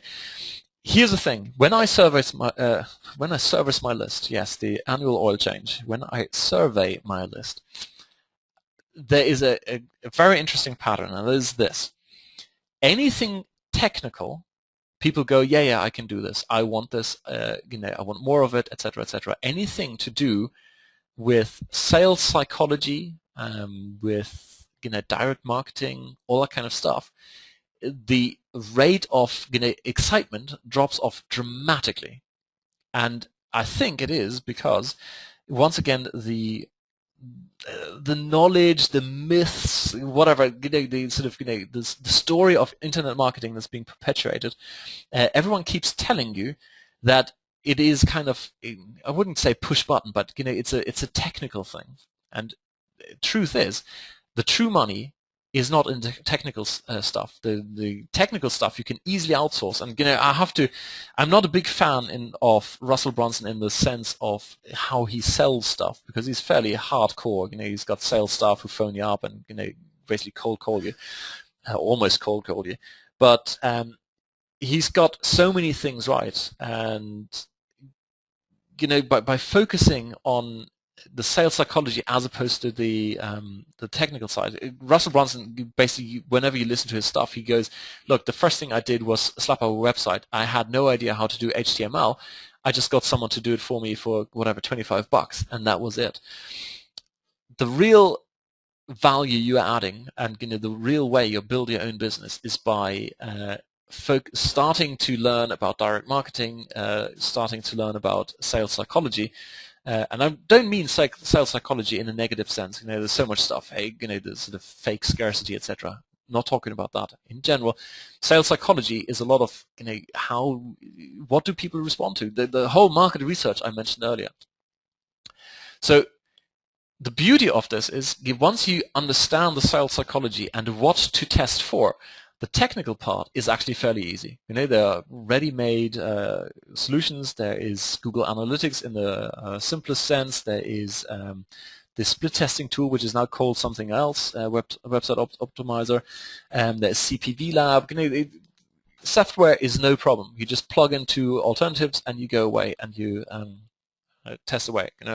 So everyone can test their way to success, but of course you have to have an idea where to start. So, Scott, why are people so resistant to testing? I think it's purely because they've been told over and over by marketing messages, you need to focus. All you need to do is slap up a blog. All you need to do is drive some traffic. All you need to do is create, this pseudo-viral thing here. And as a result, a lot of people are focused on simple-to-do, step-by-step technical stuff. And this, unfortunately, evolves a little bit more, namely the sales psychology and direct marketing principles. Norman, are you just suggesting this as a product? I have no idea what your... iVideo Hero. It depends. I'm not suggesting this as a product. I've talked to Jules on a number of occasions. I have iPhone Video Hero. I think it's a great product, but you have to ask yourself, do I need this? What do you need it for? If it serves a purpose, cool, go get it. Don't take it because I or anyone else says, hey, you should go and check this out. By the way, very important. A lot of people, you all come through the Warrior Forum. Don't go for the, hey, you need this, and next day they tell you exactly the opposite. It's like, crap. Those who are successful go out and figure out, okay, this is the action plan, and that's why I'm trying to get you to buy into this one idea, or sell yourself on the idea of building one site with one source of traffic, with one, focus on the one, okay? Because once you've got that, you can come up with a plan and go, right, this is the one problem I'm facing at the moment. What product or what resource is going to help me? If you have that big empire and you're totally confused in your head and it's like a big fog and you're frustrated, then of course everything will look appealing. Someone else comes along and, hey, you need this auto something blog plugin thing, and it'll take care of all of this other stuff here. Of course you're going to be attracted to this. So do I recommend iVideo Hero or iPhone Video Hero? Absolutely, it's a great product, but only if you have actual need for it. So Lilian, what do you mean by optimize prior to SEO? What do we optimize? Okay, let's go back then. Optimize until profitable. By this I mean optimizing your sales funnel. In every single step where you have contact, where you have a potential call to action, that's what you want to split test. Yeah? Try two different call to action, two different headlines, two different offers, two different. Later on, in the beginning, do this. Take it very, very simple, or leave it at the simplest level possible, and just try different things like one headline versus the other. And you always want to be thinking, it's like, okay, if guinea pig didn't convert, or if the guinea pig searches didn't resonate with this offer, what about the guinea pigs searches, and then vice versa? That would be one thing. Later on, you can do different shapes of sales funnels. For example, the one step. Oh, by the way, you'll like this. If you go to my blog, God, I'm pitching you on using my blog. Okay, there's nothing for sale on my blog, so it's okay. Online rule. Actually, if you just go to the homepage, alrighty, online rule, squish, why most squeeze pages fail. There's a really interesting example, if I say so myself, why I think a lot of squeeze pages don't work, and this will give you an insight on how to do squeeze pages better, I think. So, too much work. Yes. Why are people resistant to testing? Because it's too much work. I have a real question about SEO, which is what this is supposed to be. When Google looks at link profile, is this based on URL or full domain? Alrighty, let me have a think about when Google looks at link profile. Alrighty, okay. I think I know what you mean. Let me rephrase it then. Are you asking whether... No, actually, it could be two questions. So the first, I'll say the first one then. Okay, first one is if you've got a site, whatever, x.com, and you've got 5,000 URLs from x.com pointing back to your site, then does that count as one link, or does it count as 5,000 links? Is that what you're asking?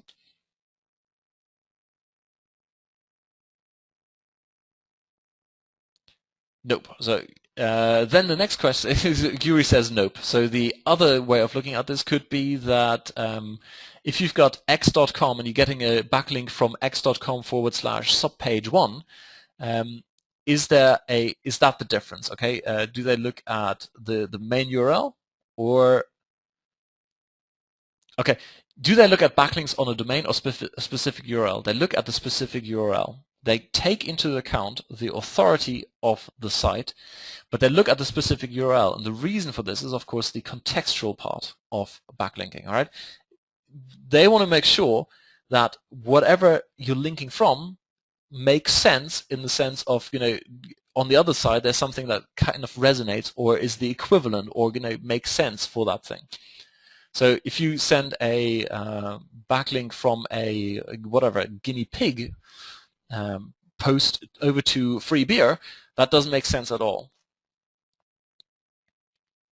So each URL has its own backlink profile.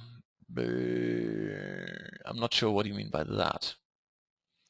Whilst you type that in, I'll take the next question here. Is it possible to over-optimize the on-page optimization? Absolutely. Yes. Like off-page, you can also over-optimize the on-page optimization. In the good old days, and that was like, we're talking half a year ago, there were tools like, what's it called, SEO Pressor. Daniel Tan, it's quite a bit older, but it gives you an idea. SEO Pressor was basically a tool that gave you, once again, in a nutshell, is your page optimized enough? And basically what you had to do is H1 tag, H2, H3, you had an image with the alt tag, you had to have an link pointing out. You had to link to an internal page, etc. So it was very formulaic, which goes back to what I said earlier. People like step by step, and that's exactly what SEO Presser provided, and hence sold gazillions of copies. Great. Unfortunately, once you have every single post look exactly the same, Google's starting to go, hang on, what's going on here? This is not good. So you definitely want to mix it up.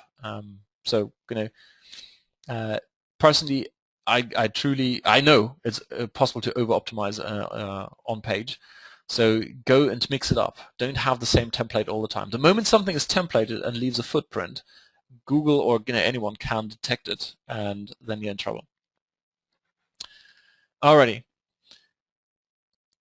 Just to give you encouragement, I guess, is here a couple of examples of a blog post or comments on a blog post on my blog.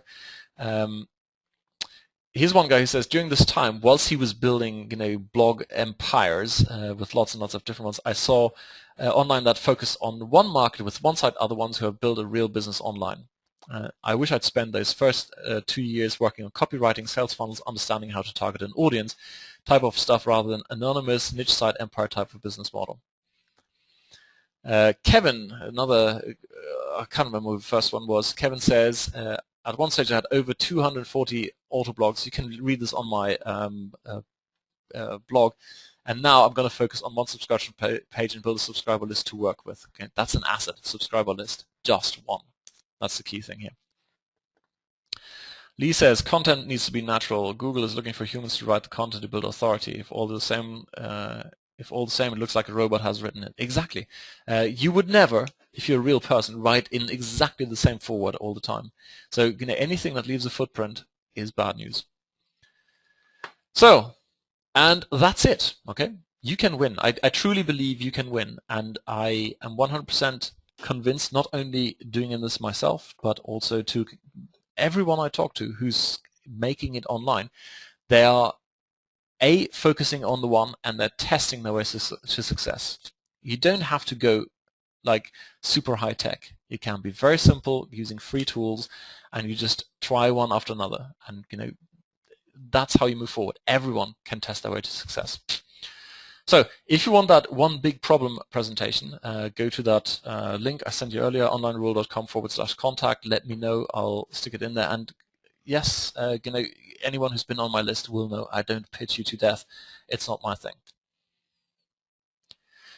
Alrighty, final questions.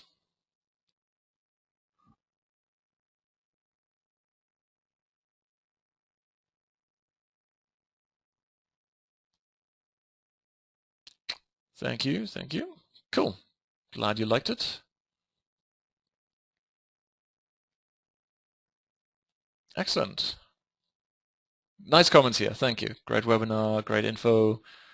Alrighty, some questions here. Alrighty, which testing tools do you use? Stop that right now. Mike. Mike's asking, which testing tools do you use? Mike, tell me where you are. How much experience do you have? How much of a presence do you have on the net? And then I'll give you an answer that makes more sense to you.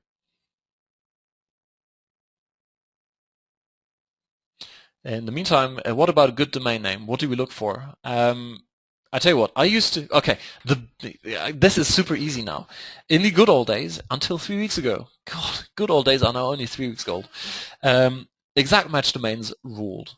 Exact match domain is when you have like facialhyperhidrosis.net.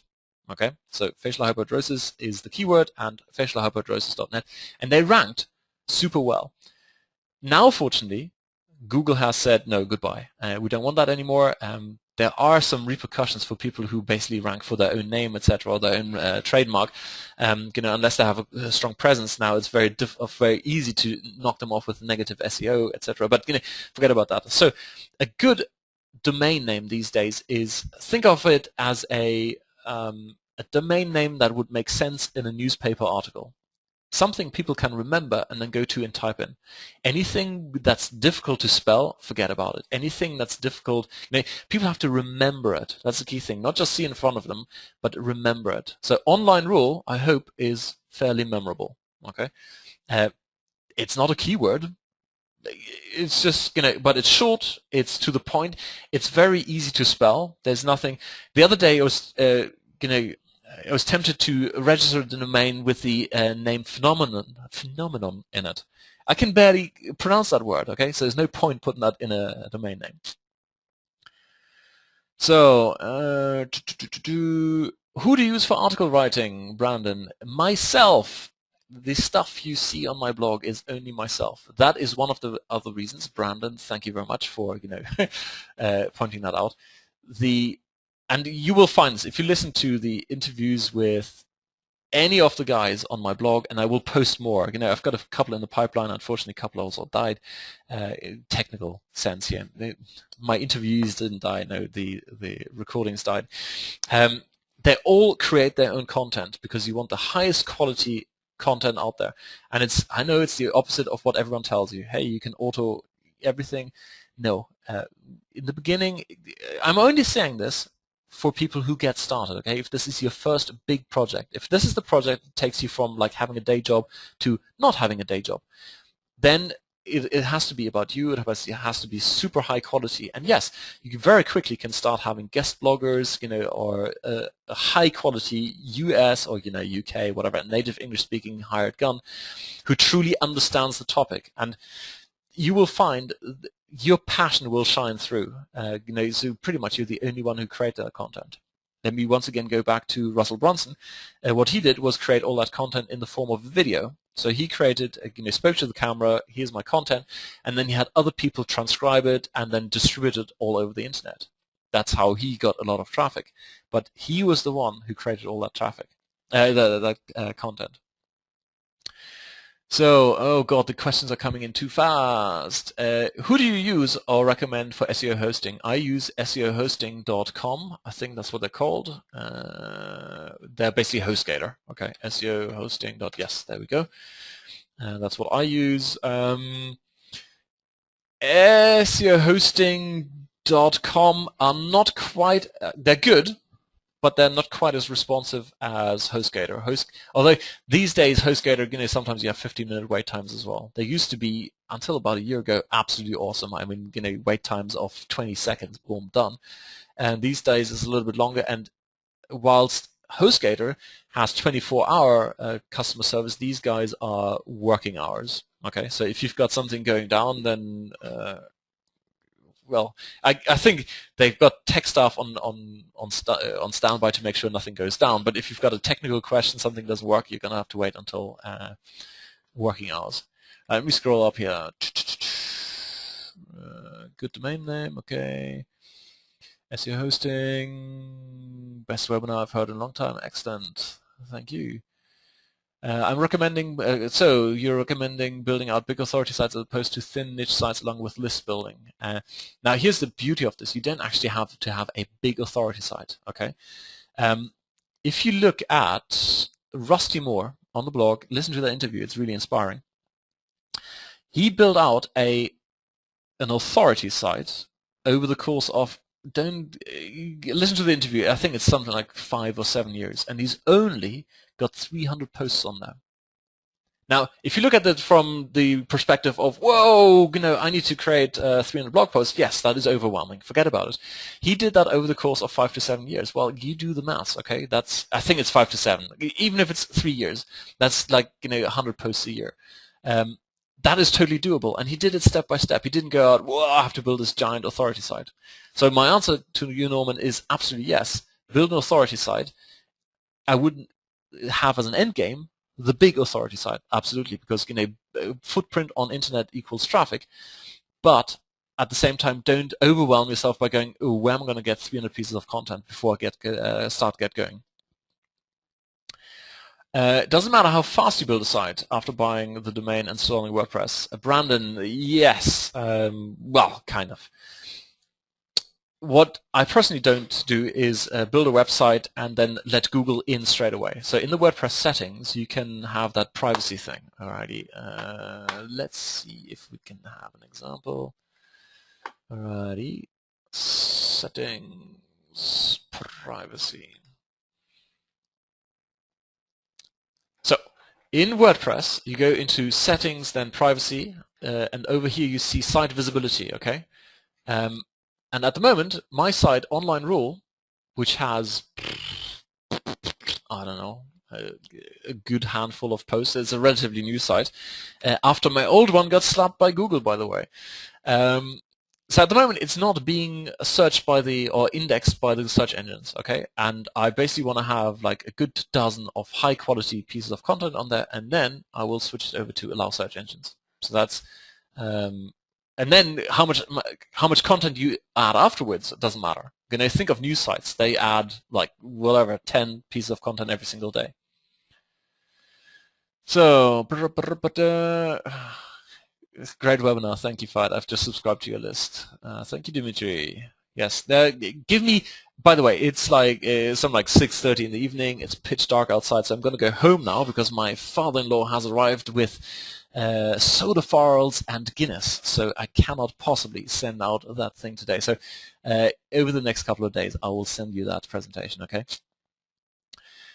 Mike, not much experience, but I have focused on only one site for each of my two businesses, internet marketing with emphasis on mobile marketing, accounting, and income tax preparation, starting down this path about 8 months ago and never done any SEO.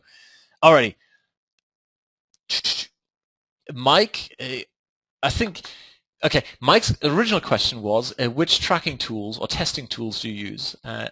It's very difficult. Okay.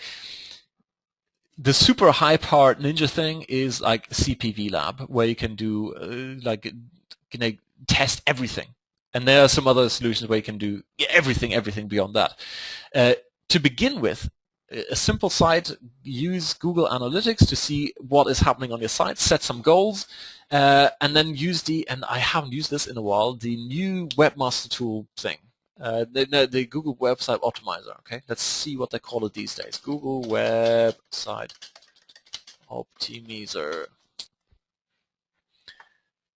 It's called Content Experiments. There you go. All right, cool. So that's what I would use right now for a simple site. What we could do, Mike, is you send me a private message, and if you're up for it, we could do a case study with one of your sites. Norman, you wouldn't buy EMDs anymore? Absolutely not. Forget about it. Unless it like makes total sense in the sense of being a term that you could put in an article and people would remember it. Okay, so it's more human focused. I wouldn't do it for SEO purposes. Absolutely not. Can you recommend a good theme for an authority site? I'm in between two chairs for this on this one, and that is my absolute favorite in terms of configurability, etc. is Thesis, because it's completely blank when you start. You know, it's just white and nothing on there, so you can do anything you like with it. On the other hand, Thesis, as of checking last time, is not mobile, or it's not what's called responsive. So you want a responsive theme, so at least on an iPad, it kind of looks still nice, and you don't have to scroll left and right to see stuff, while still being able to read content. So if you look at Online Rule, the one I'm using here at the moment, I'm playing with, and this is kind of a test. I just want to see how this works out. If you go, it's called responsive, I think. Where's the source? It is themes. Oh no, this is called Sundance. Okay, if you look for the Sundance theme, and this should, yeah, here. So see what happens here. Here's the navigation bar up there, and if I now close this over, it's turned into this menu thing. So you can click on there. You should be able to click on there. Oh, what's happened to my menu? And maybe this only works on mobile devices. I don't know why that happened now. Very interesting. Or maybe it's broken. Maybe we've just shown me why my site is broken. So overall, personally, I would not worry about the look and feel of a site to begin with. Okay, if people really want, if they really have a problem and they really want a solution, and you've got that solution right there in front of them, they'll go for it. They don't care if it's white background or green background, etc. So overall, a theme that doesn't distract too much from what you're trying to convey. So, what are characteristics of a good article? 500 words, image, video, Lilium. This sounds a bit like, hey, you want some thresholds, okay? Um, the characteristics of a good article are the ones where they engage a human visitor. If they read all the way through to the end without bouncing off your page, that is a good article. Nothing else matters. In the old days, look, when you set up a site, you basically want to drive traffic mostly to specific pages, not posts, okay? If a post gets extra traffic because it's just so super cool and people share it virally, cool, why not? But overall, you probably want to have, let's take an example on guinea pigs, okay? You want the one guinea pig housing, and you want the one on guinea pig food, and the one on guinea pig toys. And they tend to be pages. So that's where you're driving, hoping all the traffic is going to end up on. And it really doesn't matter then with all your blog posts, whether it's 500 words, etc., etc. You're not trying to rank those. You're just trying to get people to go over to your main page and then check out your offer. So don't look for thresholds. Write an article, see if it makes sense, if people read through it. And you can do this beautifully by putting a couple of links in there and see where people click on the link. And then you quickly figure out how far they read on this thing. Freshly watered.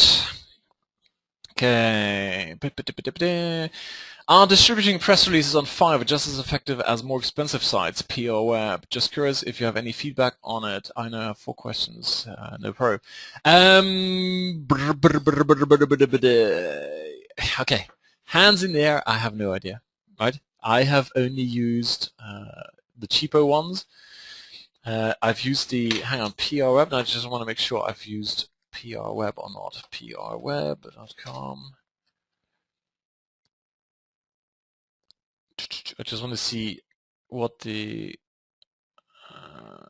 levels on PR Webs are, because I think I've done PR Web. So, in other words, I definitely have not used the higher priced ones, the really expensive ones. Okay, let me just click on pricing on PR Web. Give me some prices. Come on. Here you go. Yeah, exactly. I haven't. No. So I can't give you a response to that one. I have not used the expensive PR Web ones. I've used various free ones. And the interesting one is once you've got... No, I don't have questions, PR Web.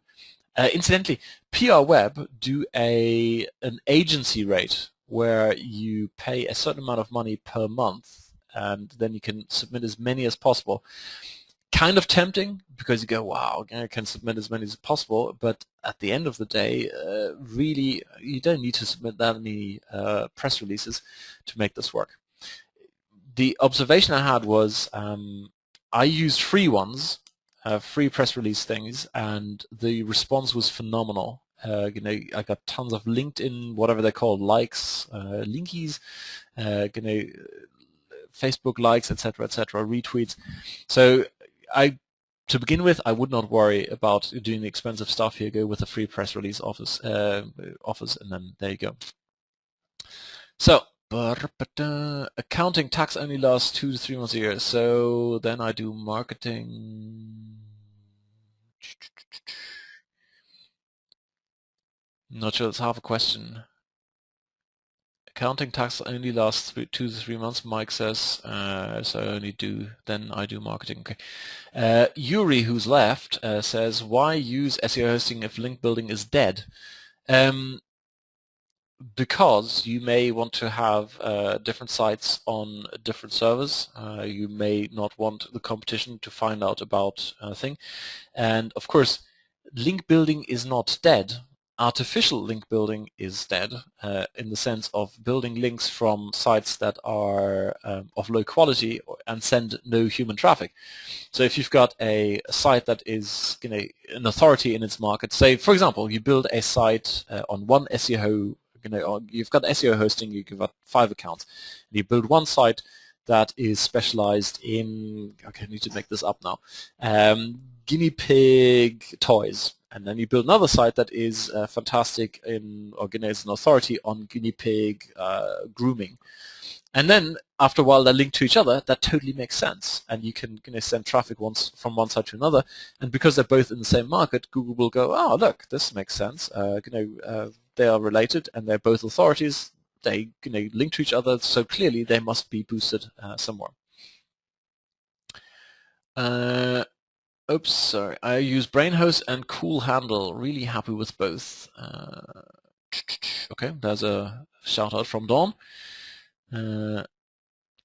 If you do not sell anything on Online Rule, how do you monetize it, Lilium? Okay, I tell you what, watch the presentation I'm sending you, and it's not because I'm not selling you anything in it. Once again, how do you make money when you're not selling anything?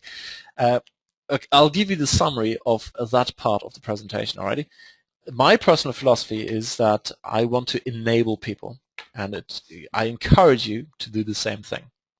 If you enable someone to make some money, or quite a bit of money, depending where they're starting from, they're much more likely to spend more money with you. So how do I make money? I make money with, for example, personal coaching. I make money with expensive seminars. Now, if someone comes cold onto an Online Rule and goes, shit, this man is selling me or trying to sell me a seminar for $5,000, you probably go, whatever. But if I can hook you up with the resources so you start making whatever, $1,000 or $2,000 a month, you might be much more likely to go, hey, this fight dude, he knows what he's talking about. Maybe it's worth investing these $5,000 and come to his live seminar where I don't do seminars, I do workshops, and we will build stuff, and then you go away with an even more powerful little business. So that's how I monetize. So the philosophy I have is I want to enable people to achieve their goals, and if as part of that achieving part they make money, they're hopefully more likely to spend money with me. That's how I make money. So are those WordPress privacy settings like installing a robot.txt file? Norman says yes, absolutely. That's exactly what happens. So the robots don't go through it. EMD still work for local SEO? Yes, Mike says EMD still work for local SEO. They, like I said earlier, there are two reasons for this. The first one is sometimes you have a brand name, and it totally makes sense because a website about a lawyer, and if you have atlantalawyer.com, that's kind of what it is. It's an Atlanta lawyer. It's not, you didn't make it up in order to capture that traffic and then funnel it over to whatever, some other site. And the other thing is the local sites tend to be of higher quality than your average spam site. And that's why the EMDs still work in local SEO, as in they didn't get punished. That's the key thing, okay? So the boost is kind of gone. There's no more artificial increasing your rankings just because you have an EMD.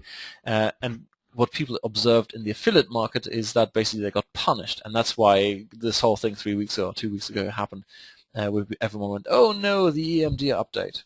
So it's more the punishment for having low quality. It's just an extension of Pingu, Panda, Poop, whatever. Isn't Thesis 2.0 responsive? I have no idea. One would hope so. I only have 1.8 whatever, so I guess I need to upgrade. I have heard Google wants privacy and terms of service. Do you have a lawyer to write them or what? No, you can get, oh god, what's it called? You basically get templated versions of these things. Once you start selling high-ticket stuff, I would definitely have your own custom-made privacy pages and terms of services. But you can get plugins now. What's it called? Okay, I'll have a think. I'll send out an email. Let me just quickly take a note here. Privacy policy page. SERP-rank? Is it SERP-rank? Give me 1 second. SERP-rank privacy policy. There you go. This thing here. Okay, here's the link. Where is the question? There you go. James asks. There you go. That's the one I use for my site. Now I'm in a kind of odd position because I'm based in Germany, and over here things are much more relaxed in the sense of, we don't need to have privacy policy. But Google likes it, so stick it on whenever you're worried about Google traffic. So, will there be a replay of this webinar made available? That I've got the recording, hopefully, fingers crossed. Not sure what Precious' plans are, so I'm going to have to ask him. Jimmy says it's probably recording the press releases. The more expensive I have found don't work as well unless you have one of the writers do it for you. Okay, interesting. Brandon says, well, not quite as many as possible, but 5 to 15. It's about 5,000 a year or more. God, now I'm trying to figure out. Okay. That's, I think it's referring to when I said, hey, you can have this agency rate at PR Web. If you're putting out 5 to 15, that's about $5,000 a year with the higher price ones where you've got your links in there. Yeah, but the agency rate is something like, I believe last time I heard it was $600 a month. So there you go. That's over $7,000 a year.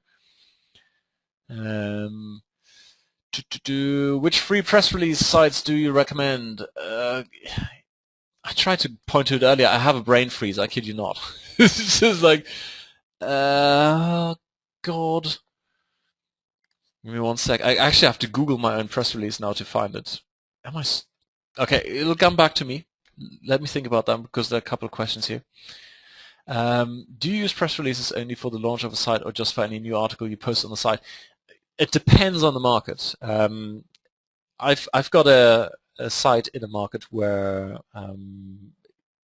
there's always interest in the stuff I'm putting out. And incidentally, this is, someone asked earlier, hey, what about the content we're putting out? High quality or outsource, how many good words, etc., etc.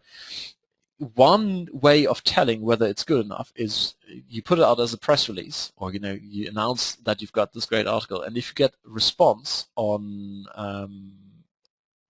the sites, on the press release sites, you will have seen they've basically. Let me try to find this here. Like,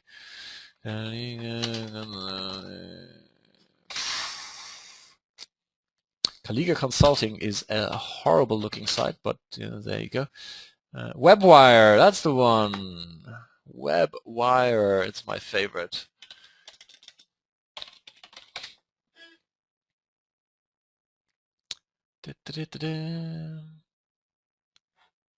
WebWire I like because, so which press release? I'll copy it into here. Alright. WebWire I like because if you've got a press release that attracts certain social media action, so let me see if I can find one, okay? Let's click on here.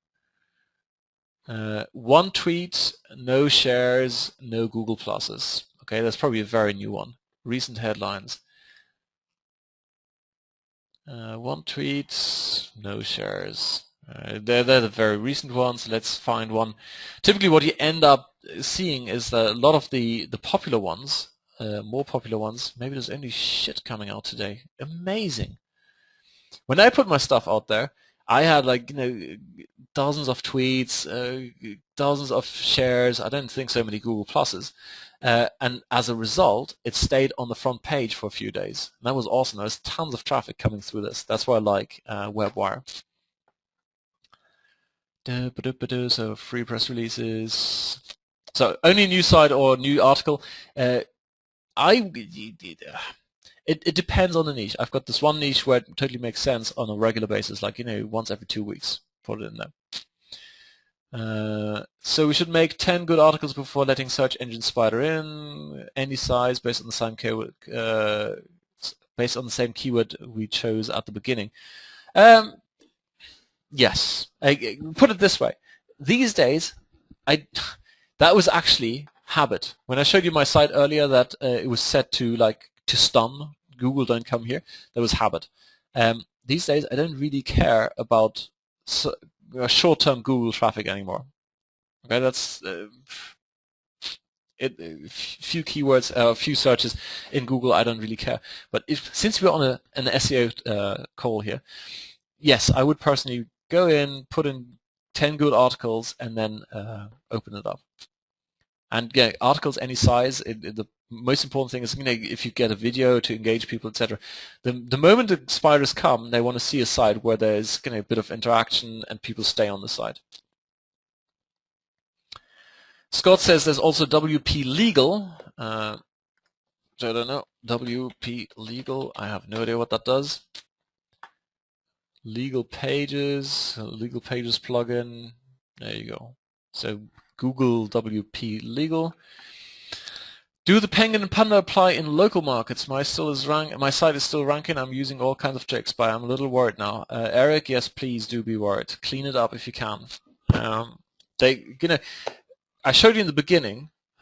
Some sites got hit earlier than the others. Some survived a month longer. Oh, by the way, here's a useful tip for everyone. When you go and register your sites with Google Analytics or the Webmaster Tools, set up different accounts for different sites. Because I've had sites or accounts where there was one bad apple in that account, and the other ones were actually clean sites. And Google just went in and sort of blanket punished all my sites in that account. So very, very important. When you do, if you were to choose to do dodgy stuff, then make sure you have it in a separate Webmaster account and a separate Analytics account.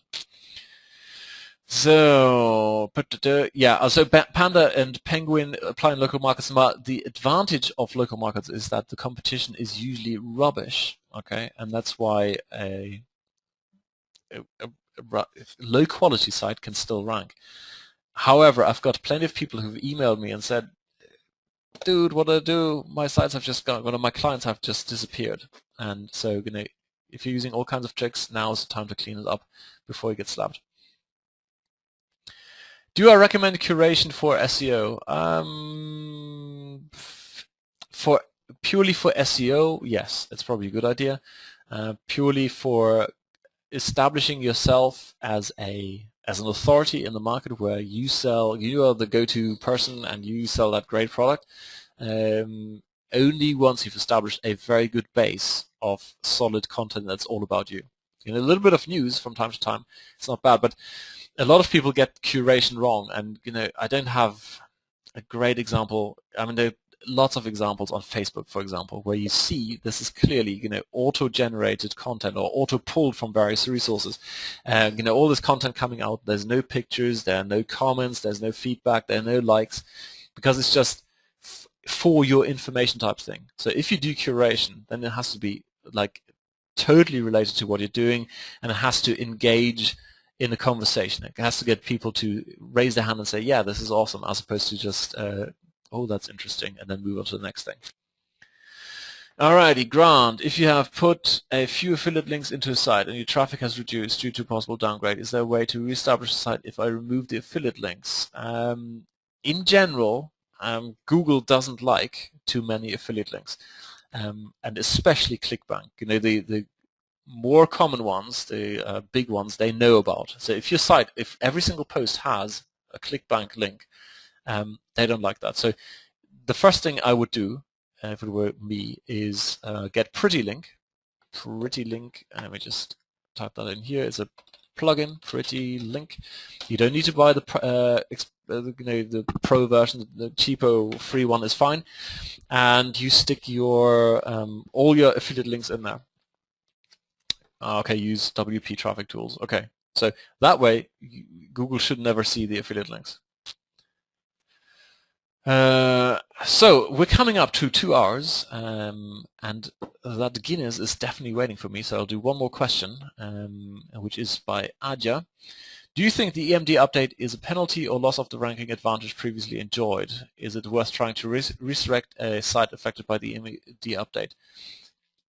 It's a combination of the two. The EMD update it's not a penalty per se.